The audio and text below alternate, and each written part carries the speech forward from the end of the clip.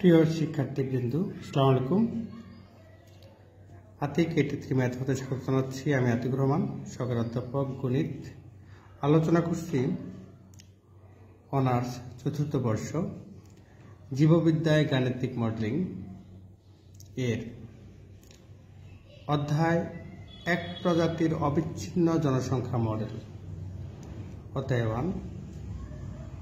প্রশ্ন: এক প্রজাতির জনসংখ্যা বৃদ্ধির জন্য স্মিথের মডেল আলোচনা করো। যখন t টেন্ডস টু ইনফিনিটি তখন এর আচরণ আলোচনা করো। ভারসাম্য বিন্দু নির্ণয় করে ওই বিন্দুতে স্থিতিশীলতা আলোচনা করো। সমাধান: মেলথাসের মডেল থেকে আমরা পাই, মেলথাসের মডেল ছিল dx বাই dt সমান bx মাইনাস dx। এখান থেকে ইচ্ছা করলে x কমন নেওয়া যায়, তাহলে হবে b minus d into x.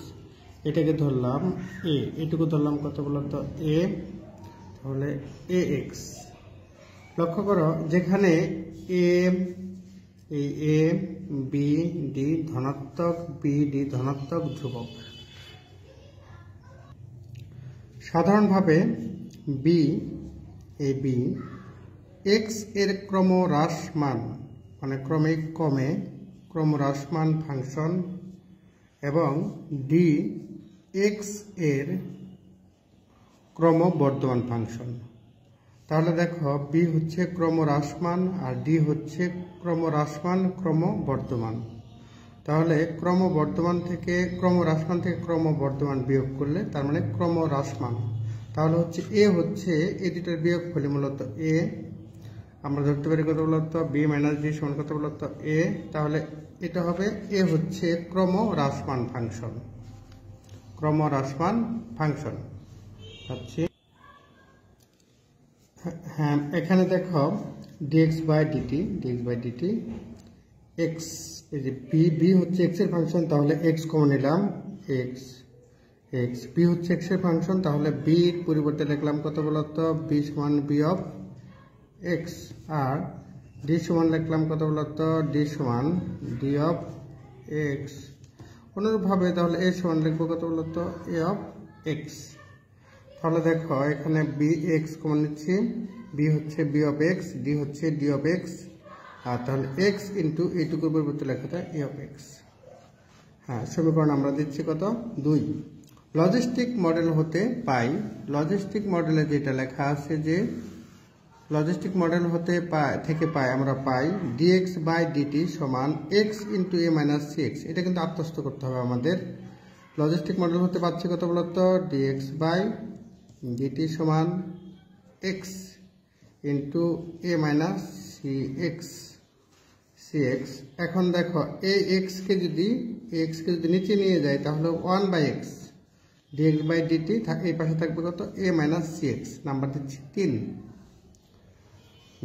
এখানে x সমান x অফ t হলো t সময়ে জনসংখ্যা, মানে x কে আমরা t এর ফাংশন ধরলাম যেন কত বলতো t সময়ে জনসংখ্যা, এবং a ও c ধনাত্মক ধ্রুবক।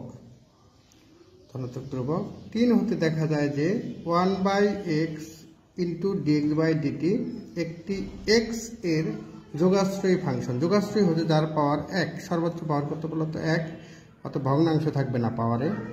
তাহলে দেখো যোগাশ্রয়ী ফাংশন। স্মিথ তার ডাটার জন্য স্মিথ তার ডাটার জন্য 1 by x dx by dt কে x এর একটি অবতল ফাংশন বিবেচনা করেন। হ্যাঁ, অবতল ফাংশন বিবেচনা করেন। তিনি যুক্তি দেখান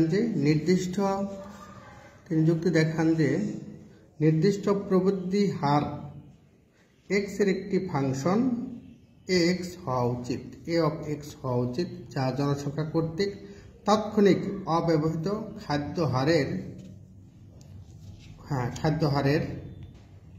খাদ্য ব্যবহারের সমানুপাতিক।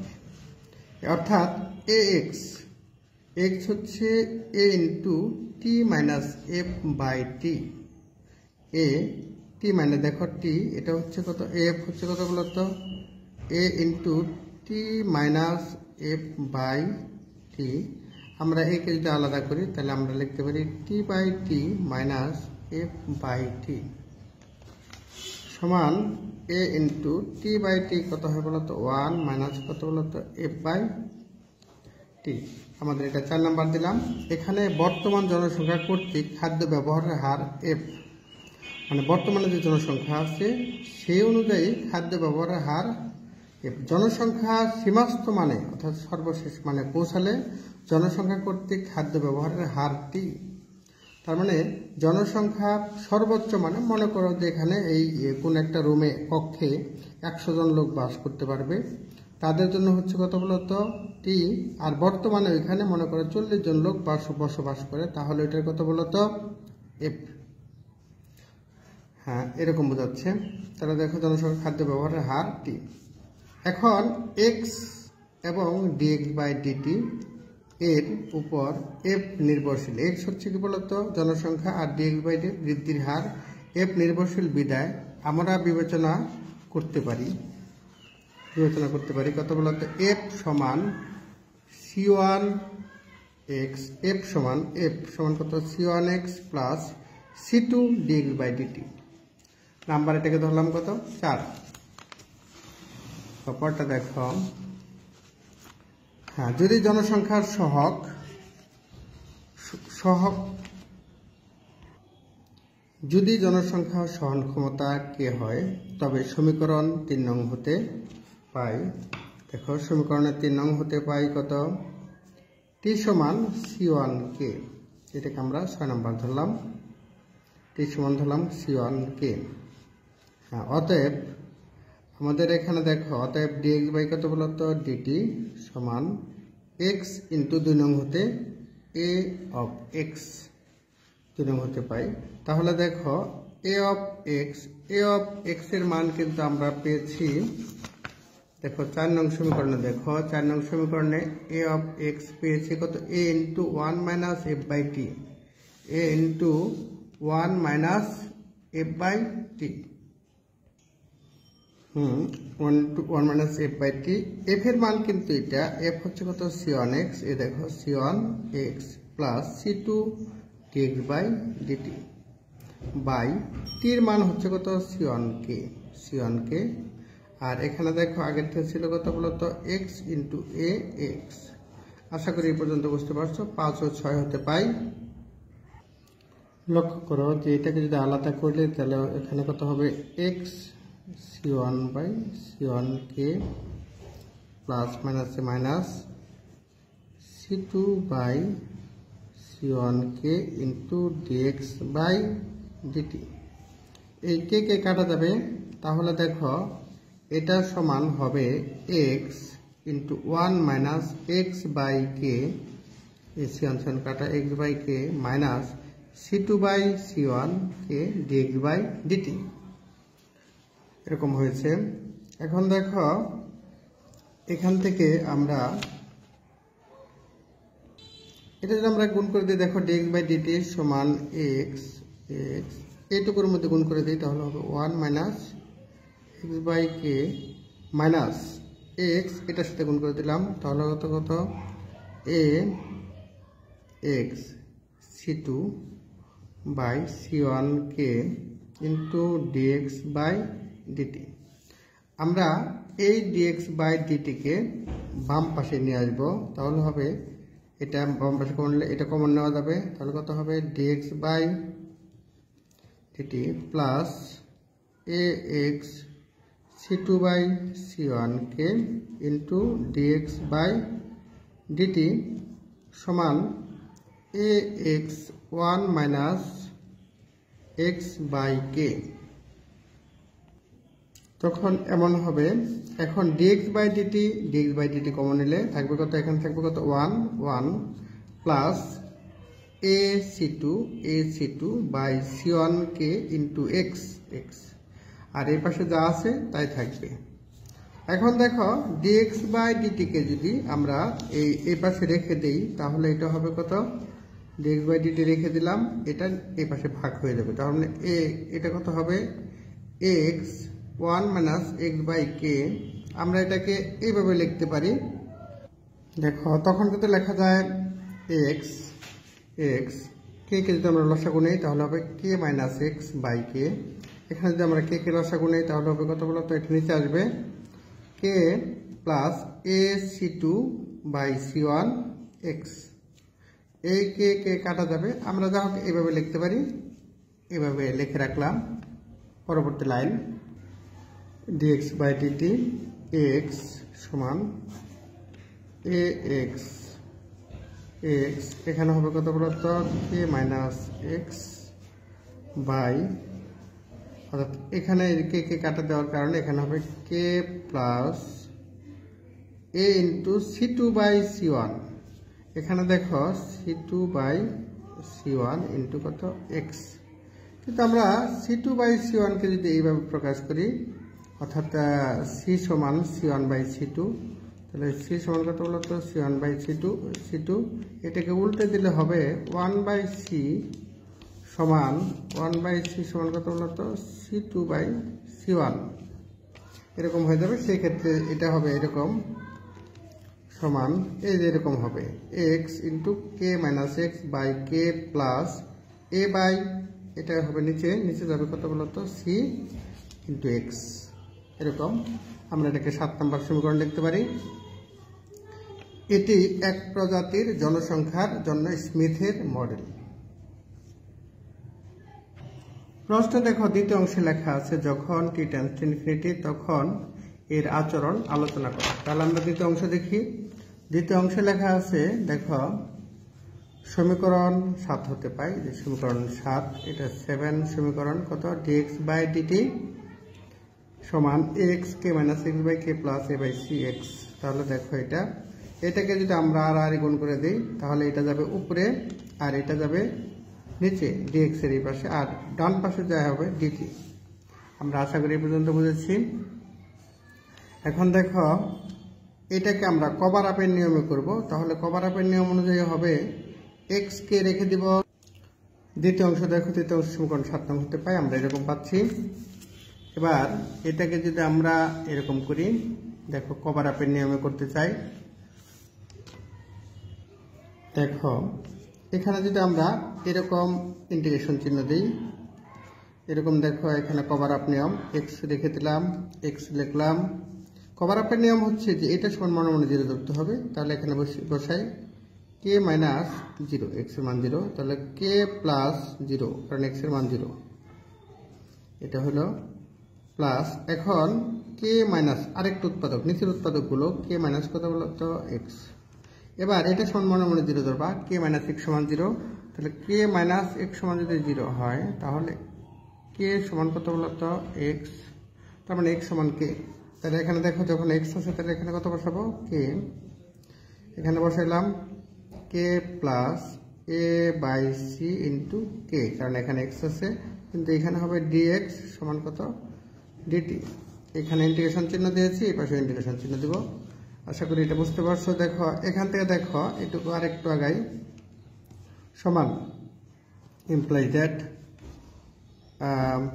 এটা এখানে কে কে কাটা যাবে, তাহলে 1 প্লাস এক্স প্লাস, এখান থেকে কিন্তু কে কমন নেওয়া যায়, তাহলে যদি কে কমন নাও তাহলে উপরে থাকবে কে, নিচে থাকবে কে ইন্টু কত বলতো 1 প্লাস এ বাই সি, আর নিচে থাকবে কে মাইনাস এক্স ইন্টু কে।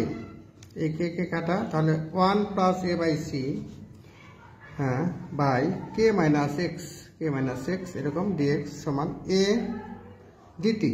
আমাদের প্রশ্ন হচ্ছে এটা প্রশ্নে একটা এ ছিল, কারণ এখানে দেখো লক্ষ্য করো এখানে কিন্তু এ ছিল, সে এটা আবার লিখেছি, লক্ষ্য করো তাহলে হয় এ ডিটি এ এরকম। এবার 1 বাই এক্স কে ইন্টিগ্রেশন করলে ln x হয়, আর 1 প্লাস এ বাই সি এটাকে রেখে দিলাম, তাহলে 1 প্লাস এ বাই সি এটা রেখে দিলাম, এই যে রেখে দিলাম। এখানে 1 by K minus X, K minus X কে ইন্টিগ্রেশন করলে ln কে মাইনাস এক্স, কিন্তু এখানে একটা মাইনাস এক্স এর আগে মাইনাস চিহ্ন থাকার কারণে একটা মাইনাস হবে, এই মাইনাস সেই মাইনাস আর সামনের প্লাস, প্লাস মাইনাস কত হবে বলতো মাইনাস, সমান এ টি ইন্টিগ্রেশন করলে এটি, যেমন ইন্টিগ্রেশন ডিএক্স করলে এক্স হইতো, এটিকে ইন্টিগ্রেশন করলে ডিটিকে ইন্টিগ্রেশন করলে এটি, প্লাস লন এ। লন একটা ধ্রুবক। এখন দেখো এটাকে যদি পাওয়ার আকারে লিখি তাহলে এটা কিন্তু আমাদের উপরে চলে যাবে। এটাকে আমি দেখাই, ভেঙে দেখা। আমরা এভাবে লিখতে পারি লন এক্স মাইনাস এই পাওয়ারটা উপরে চলে যাবে, ln K minus X whole to the power 1 plus A by C minus ln A, ডান পাশে বা পাশে নিয়ে আসলাম।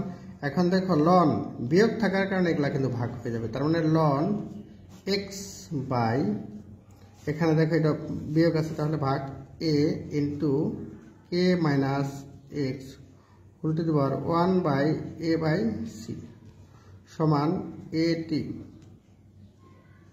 এটি। অতএব X 1 minus K minus X 1 plus A by C সমান, এটা তো কত বলতো এটি, এটা তো আর এটি, এটা হবে এটি। হ্যাঁ, যদি আমরা এটা পেয়েছি, যদি টি টেন্ডস টু ইনফিনিটি হয়, টির মান যদি অসীম হয়, তাহলে এটাকে যদি উল্টে দিই, এটাকে যদি উল্টে দিই তাহলে কত হবে এক্স পাই, এখানে যা আছে তাই লিখলাম। আর এটা একটু দুবার কত বলতো ইনফিনিটি, একটু দুবার ইনফিনিটি মানে হচ্ছে এটা দুবার ইনফিনিটি মানে infinity.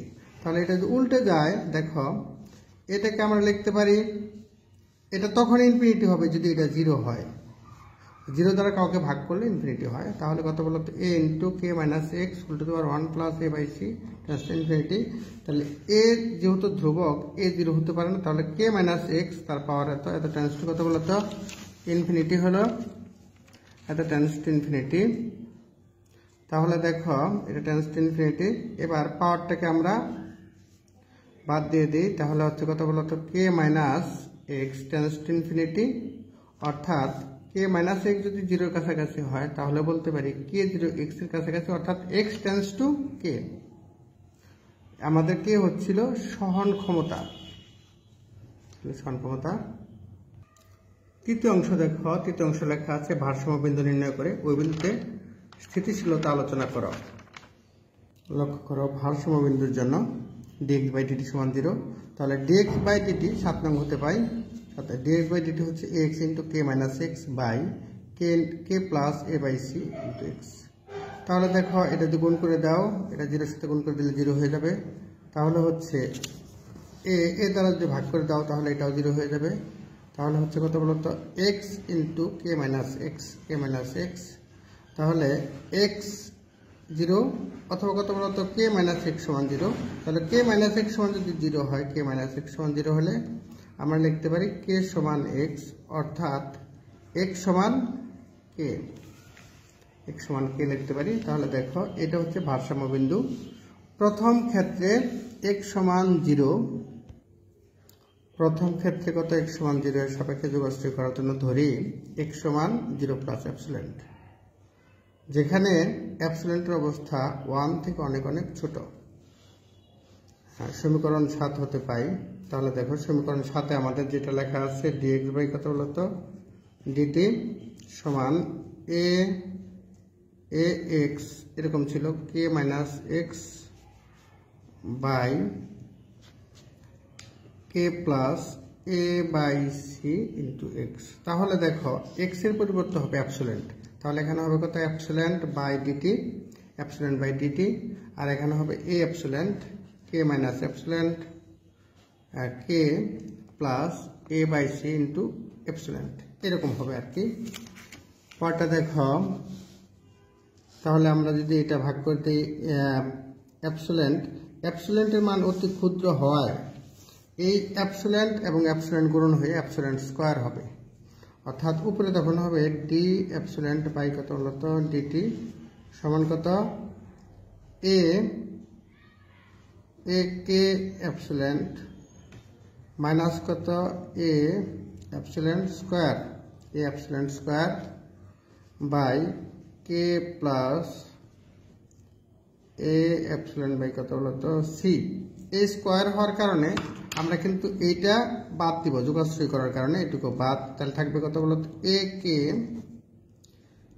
K epsilon by K plus A epsilon by C. তাহলে দেখো এইটা থাকলো, থাকলে আমাদের কত লেখা যায়, এখানে লেখা যায় এ এবং এখানে কত বলতো এ কে এপসিলন্ট বাই এটাও বাদ দেওয়া হয়েছে যেহেতু ক্ষুদ্র হওয়ার কারণে। তাহলে এটা যদি বাদ দিই তাহলে হবে কত বলতো বাই কে। তাহলে কে এই কে কাটা তাহলে হচ্ছে এ এপসিলন্ট। তাহলে এপসিলন্টের পরিবর্তে আমাদের এখানে কিন্তু লেখা ছিল যে এক্স সমান কত এপসিলন্ট। তাহলে এক্স সমান এপসিলন্ট, তাহলে এপসিলন্টের পরিবর্তে কত লেখা যায় এক্স। সুতরাং ডিএক্স বাই কত বলতো ডিটি, হ্যাঁ ইকুইভ্যালেন্ট এ এক্স। তাহলে দেখো এটা সূচকীয় হারে বৃদ্ধি পাবে। যদি এরকম হয় তাহলে সবসময় সূচকীয় হারে যা হতে প্রতীয়মান যে ক্ষুদ্র আদিমানের জন্য এক্স সূচকীয়ভাবে বৃদ্ধি পায়, তখন এক্স সমান 0 অস্থিতিশীল। দ্বিতীয় ক্ষেত্রে দেখো এক্স সমান কে, আমাদের এক্স সমান 0 হয়েছিল, আরেকবার ছিল এক্স সমান কত কে। তাহলে এক্স সমান কে এর সাপেক্ষে যোগাশ্রয়ীকরণ করার জন্য ধরি এক্স সমান কে প্লাস এপসিলন্ট ধরতে পারো বা ডেল্টা ধরলাম। ডেল্টা হচ্ছে 1 থেকে অনেক অনেক ছোট, সমীকরণ 7 হতে পাই কে ডি। এখানে আমাদের সমীকরণটা ছিল এরকম, কিন্তু সমীকরণ ছিল DX by DT X into K minus X by K plus A by C X.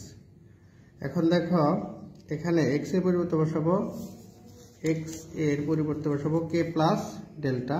তাহলে এখানে বসাই কে প্লাস ডেল্টা, এখানে বসাবো এ ইন্টু কে প্লাস ডেল্টা কে মাইনাস এক্স এর পরিবর্তে বসাবো কত বলতো কে প্লাস ডেল্টা। তার আগে একটা মাইনাস চিহ্ন থাকার কারণে লিখবো minus K minus delta by K plus A by C. এখানে লিখবো কত এক্স এর পরিবর্তে কে প্লাস ডেল্টা।